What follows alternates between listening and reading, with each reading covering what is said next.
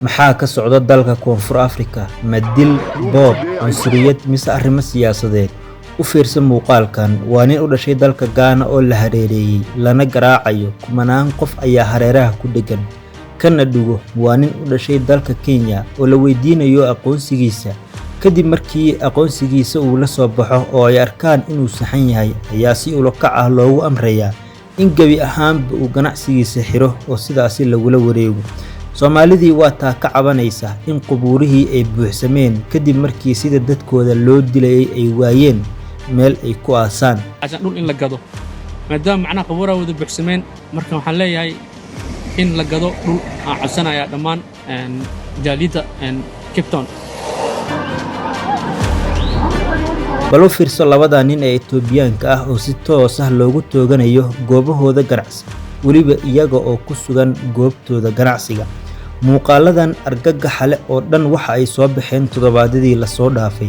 Dhammaan dadka loo dilayo qaabkan waxa ay haystaan sharciga ama fiisaha dalka Koonfur Afrika oo sifa sharci ah ay ku joogaan dalkaasi. Maxay tahay sababta ka dambaysa umuurahan oo dhan? Muuqaalkan ayaynu ku eegi doonaa ee soo dhawaada. Sidoo kalena channelka subscribe dhaha oo ka mid noqda saaxiibada inagu xiran.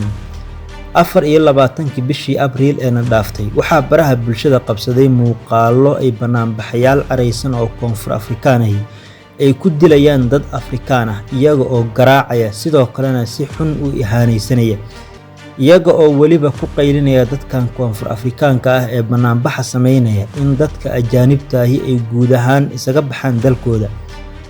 Waxaa muuqaalkiisu baraha bulshada qabsaday nin u dhashay dalka Ghana oo la hareereeyay, sidoo kalena soo muuqday iyada oo kumanaan qof oo Koonfur Afrikaan ahi ay garaacayaan oo hal mar ay gacanta wada saarayaan, laguna qasbaya inuu kaamirada horteeda istaago, sidoo kalena uu la hadlo dadkiisa una sheego inay gebi ahaanba isaga baxaan dalkan maadaama aysan iyagu lahayn. South Africans, we don't want you guys here anymore. Go fix your countries, Baba. You see, let me tell you what. Isla wadooyinkaas, isla toddobaadkaas kooxo kale ayaa soo muuqday. Waxaa lagu soo dhaweynayaa muusig, dhool cadayn iyo dansi, weliba iyada oo gacmo furan ay ku soo dhaweynayaan boqolaal qof oo cadaan ah. Waa koox madow ah. Haddaba su'aasha isweydiinta mudan ayaa ah, maxay kooxaha qaar ay ugu noolaan la'yihiin looguna dhibaateynayo Koonfur Afrika, halka kooxo kalena ay ku dabaaldegayaan, weliba iyaga oo ka siman Afrikaannimada iyo weliba midabka madow. Muuqaalka ninka u dhashay dalka Ghana waxa uu noqday mid viral ah amaba qabsaday baraha bulshada bishii Abriil ee sanadkan aynu ku guda jirno. 48 saac gudahood maamulka Ghana ayaa u yeeray madaxa wakiilada ee Koonfur Afrika. Midowga Afrika ayaana soo saaray bayaan rasmi ah oo ka turjumaya khatarta ka taagan dalka Koonfur Afrika. Qaramada Midoobay waxa ay muujisay walaac weyn iyada oo ku tilmaamtay wax aan la qaadan karin waxa ka socda dalka Koonfur Afrika ee ajnabi nacaybka ah. Isla waqtigaasi muuqaalada dadka Afrikaanka ahi ay qabsadeen baraha bulshada, sidoo kalena lagu baahiyay muuqaalo kale ayaa baraha bulshada ku faafay. Kuwaani waxa ay muujinayaan dad madow ah oo koox u socda, kuwaas oo u dhashay dalka Koonfur Afrika. Waxaa soo dhaweynaya boqolaal qof oo cadaan ah, weliba iyaga oo ku soo dhaweynaya farxad, dhool cadayn iyo heeso, taas oo ka turjumaysa sida dadka Afrikaanka ahi ay mar u ahaayeen kuwa loogu nacaybka badan yahay dalka Koonfur Afrika 60meeyadii. Maanta maxaa isbedel ka keenay? Sanadkii 1960kii dalal badan oo Afrikaan ah ayaa caawimaad siiyay dadka Koonfur Afrika si ay ula dagaalamaan nidaamkii midabta koorka ahaa ee xilligaasi ka jiray dalka. Dalka Tanzania waxa uu martigeliyay xaruntii ugu weyneed ee ururka ANC oo ahaa ururkii u dhaqdhaqaaqi jiray dadka laga tirada badan yahay ee Koonfur Afrikaanka ah. Sidoo kale dalka Zambia waxa ay maamushay xeryo tababar oo lagu tababari jiray ciidamo badan oo loogu talagalay inay la dagaalamaan dagaaladii xilligaasi ka socday dalka Koonfur Afrika. Dalalka Mozambique, Angola, Nigeria iyo weliba Botswana, wadamadan dhammaantood waxa ay galeen khatar weyn iyo khasaare dhaqaale si ay halgamayaasha Koonfur Afrikaanka ay ugu helaan meelo ay degaan iyo weliba waxyaabo ay ka shaqeystaan, taas oo ka dhigan awaalkii Koonfur Afrika ay u galeen dalalka Afrikaanka ah inay maanta ugu bedeshay dil, dhac hantiyadeed iyo weliba cunsuriyad ballaaran. taas oo ka dhigan iyaga oo weliba ku qasbaya in dadka Afrikaanka ahi ay isaga baxaan dalka Koonfur Afrika.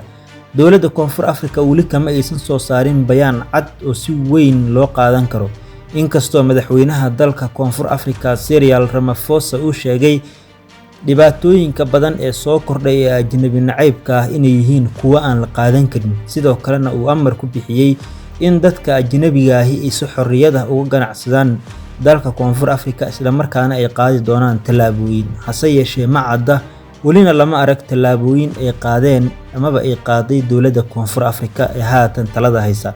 Shaqo la'aanta dhalinyarada Koonfur Afrika ee da'doodu u dhaxaysa 15 ilaa iyo da'da 24 sano waxa ay gaarayaan 60.9% marka loo eego xogta Bangiga Adduunka, taas oo micnaheedu yahay 6 ka mid ah 10kii dhalinyaro ah ee Koonfur Afrikaanka ah ee u dhaxaysa 15 ilaa 24 sano ma haystaan wax shaqo ah.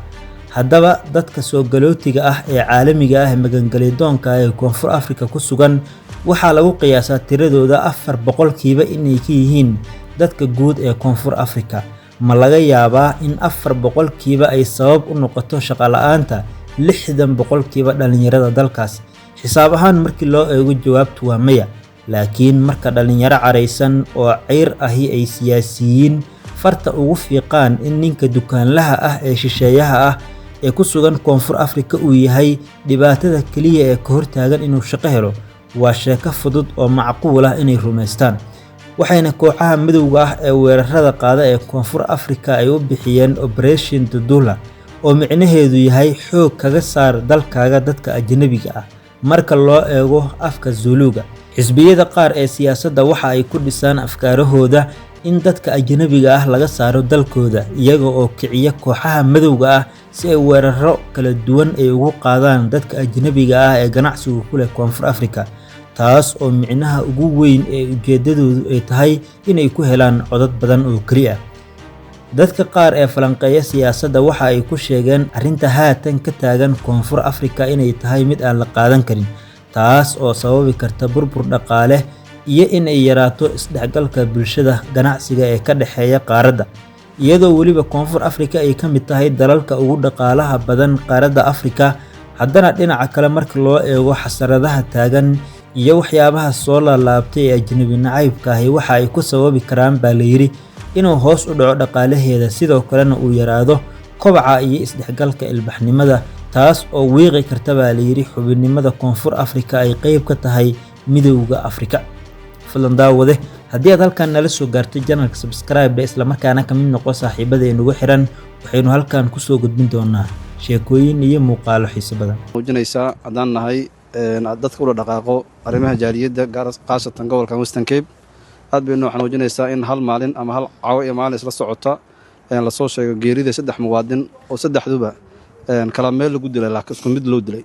Saddexduba waxaa dilay qolaysato burcada qaasatan qolyaha qaada baada ma jirin wax markaas laga dhacayay ay markaas gacanta ku hayeen oo ama hanti ama lacag ah. Waxa loo dilay kaliya waxay ahayd in lagu xanuujiyo kuwa ka dambeeyo si lacag baada markaas looga qaado. Waana dhaqan ku soo noqday gobolka Western Cape. South Africa gobolna la qawaydaan, laakiin gobolka Western Cape waa inaan dambe aad ugu soo noqday, aadan ugu xunnahay dawladdu South Africa. Waxaan markasta ka codsanaa, haddana ka codsanaynaa in arrintan soo farageliso si dhaban wax u qabato. Waxaa intaas dheer bulshada Soomaaliyeed ee ku nool gobolkan dadaal dheeraad ah looga baahan yahay. bil caalamiin وبه نستعين على أمور الدنيا والدين إنا لله وإنا إليه راجعون لا حول ولا قوة إلا بالله العلي العظيم. الله نحرسته ولا لها ما أنت أتاجنا أسكودا أهلك يكبحين صبر إيمان الله كسيو كتاب كودا من الله كسيان لنا هاي أهلك كسوق قيب قرن أجر حسنات الله كسيو. أنت أسكدي بسومالية مالن والبددان سوق قادنا meeshaan keenna waa uga tagnaa, laakiin wax daba kaca ma jirto. Aniga horta waxaan ka mid ahay dadka mas'uuliyaadka qayb ka mid ah ay saaran yihiin aan ka mid ahay. Hawshan waa u dhaqaaqay inaan maanta idinku marqaatiyeen raba dawladda Koonfur Afrika meelo badan aan kala xiriiray. Dawladda socotana waa timid dhowr tirku 3 jeerna waa qaabilay. Idaacadaha wadankana waa qabaan oo reportka waa dhiibay si dad badan u dhiibo amba si toos ah aan u dhiibo 3 jeer aan report dhiibo qaarkiina inaan aragteena laga yaabo dawladda waa timid markii ugu dambeysay waxay iga codsatay warqadihii dadka lagu laayay waa inaad diyaarisid inta qof oo la dilaan rabnaa inaan qaadanay dhaheen